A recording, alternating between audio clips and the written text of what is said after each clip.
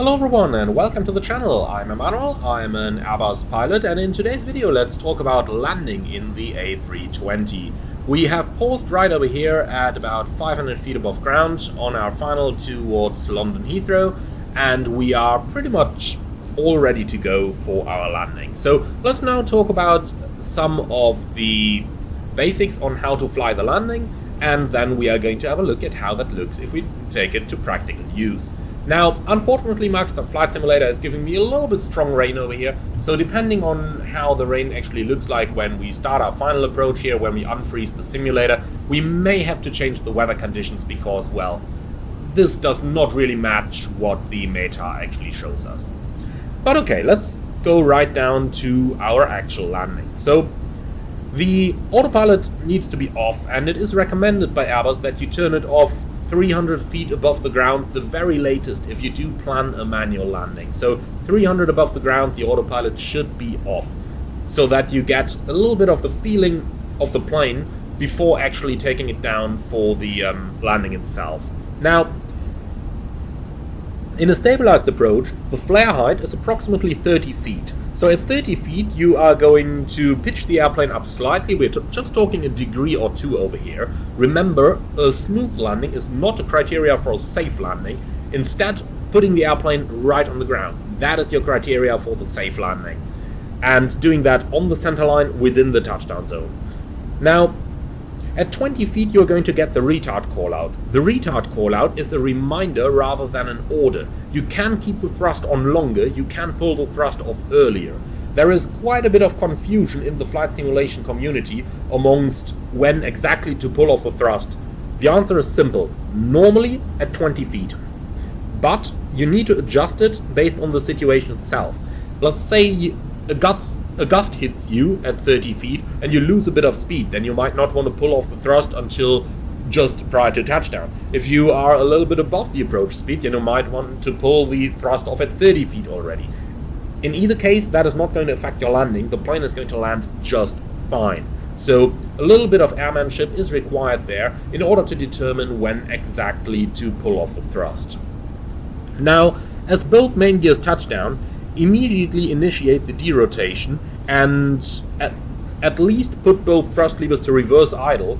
But once you have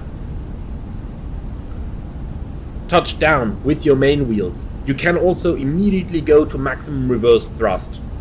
Now, when reverse thrust is selected, the flight crew must perform a full stop landing. From that moment on, a go-around is no longer possible, so always keep that in mind. Now, the flight crew must immediately select maximum reverse if any of the following occurs, even if idle reverse was planned for the landing. That is, if an emergency occurs, if deceleration is not as expected, if a failure affects the landing performance, if a long flare or touchdown happened, or if an unexpected tailwind happens. A small pitch-up may occur during thrust reverse deployment, but the flight crew can easily control the pitch-up. Now, once on the ground, you're going to monitor for spoiler deployment. You will see that on the top of the wheel page over here, which is going to be the automatic ECAM page selection once the gear is down. And if the ground spoilers are not extended, check that both thrust levers are set to idle and set both reverses to maximum reverse and fully press the brake pedals. And note that if the ground spoilers are not armed, ground spoilers will extend at reverse thrust selection anyway. Now, on the engine warning display, check for the expected thrust reverse deployment, so the green reverse, and if the reversers do not deploy as expected, one of the main deceleration means is lost. So the flight crew should consider adapting the available deceleration means, aka brakes or spoilers, by all means to stop the aircraft. Alright, so when the airplane touches down, then we have to verify that the airplane decelerates. You are all familiar with the decel callout, but many people don't know exactly where it comes from. So, tell me, can you make the decel callout with this point of view? The answer is yes, you can. You don't look at the auto brake, or you don't look at the auto brake button there, but what you do is to feel the deceleration and check for the trend vector to make sure that the airplane decelerates. The decel call has nothing to do with the decel light.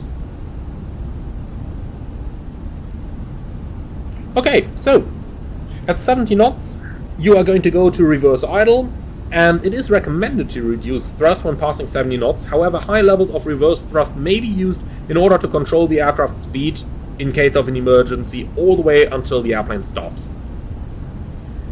Alright, before 20 knots, disengage the auto brake to avoid some brake jerks at low speed, and the flight crew should use brake pedals to disengage the auto brake and not just deselect the button. Alright, that pretty much sums up our approach criteria and how to fly the approach. So I would say, well, the rain is rather heavy here at the moment, but we should be able to see the runway. So let's go ahead and unfreeze the simulator now and continue for the approach. It is worth noting here as a final point that auto thrust may be kept in or can be taken out. That is the flight crew's discretion, both can be done. Alright, so let's deselect the freeze. Let's go to manual flight over here. And now basically just follow the flight director all the way down.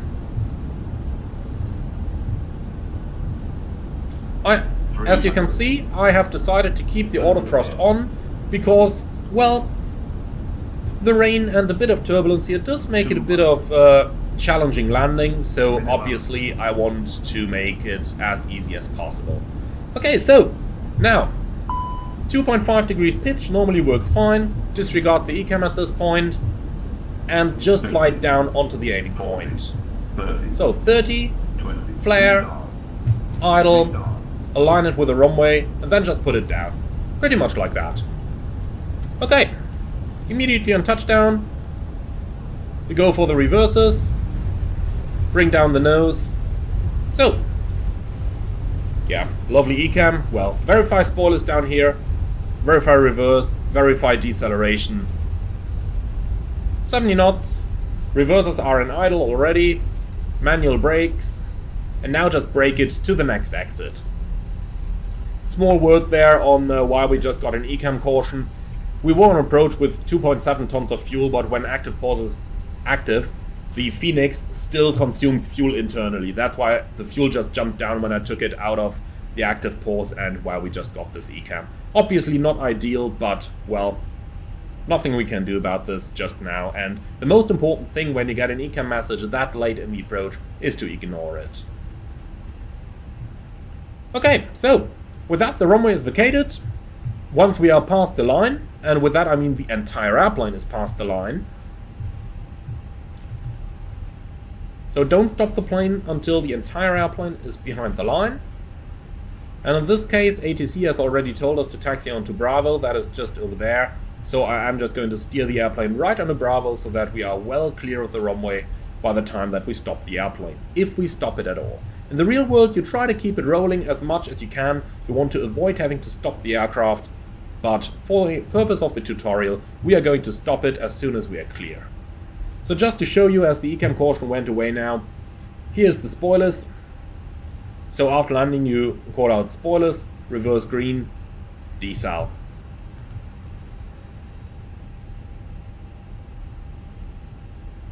Okay, so the runway is completely vacated. I'm going to stop the airplane over here, and with that we are going to go into the after landing procedure, but that is going to be part of a separate tutorial. So I would like to thank you very much for watching, hope that you've enjoyed this one. If you did, be sure to let me know in the comments below. I do apologize for the slight inconvenience with the ECAM message on very short final there. As mentioned, that's related to a bug in the Phoenix, which keeps using fuel internally when the active pause is active. Therefore we went below the threshold of the fuel caution. Otherwise we would have had plenty for the flight, but what can you do? Nonetheless, thank you very much for watching, everyone. I do hope that you enjoyed this one, and as always, let me know in the comments below. Looking forward to your feedback, and as always, if you're up for more, don't forget to like, comment, and subscribe, and then I see you all again on the next one.